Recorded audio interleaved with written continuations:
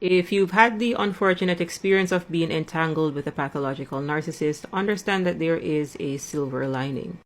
If you start to see them as your mentor instead of tormentor, you will learn a great deal about yourself and emerge more mindful and resilient like the phoenix. The phoenix is an immortal bird normally associated with Egyptian and Greek mythology that cyclically regenerates or is born again.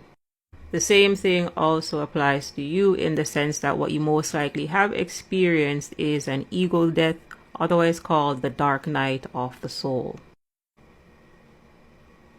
The dark night of the soul is essentially breaking away from our illusions of fear and ego to allow us to shift into a higher dimension. See, walking away from a pathological narcissist takes a lot of pressure.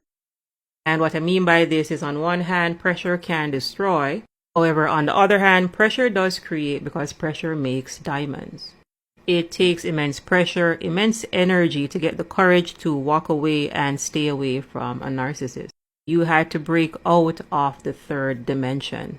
The third dimension essentially is victim abuser consciousness. So if the narcissist is the abuser, then you would be the victim.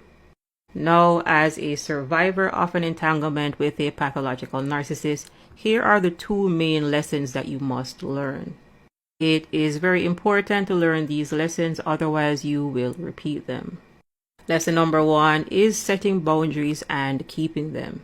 If you are an empath, light worker, chosen one, etc., recovering from codependent behavior, then you most likely have issues with saying no. If you do not set clear boundaries, then people will step over them.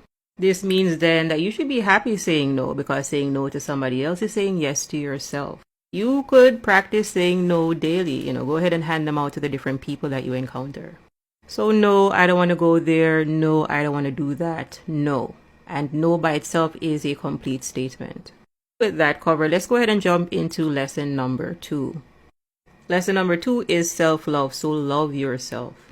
When you love yourself, you value yourself and your energy.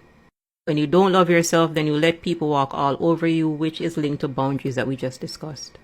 Being boundaryless makes you a people pleaser, and this means that you're going to give your power away. So love yourself and also forgive yourself for not knowing. With forgiveness comes ascension, because you're letting go of negative emotions. And also, don't be afraid of talking to yourself. Sometimes you can ask, hey self, do you love me? Self said yes. Go ahead and test this out by doing affirmations in the mirror. If you appreciate the content, like and subscribe.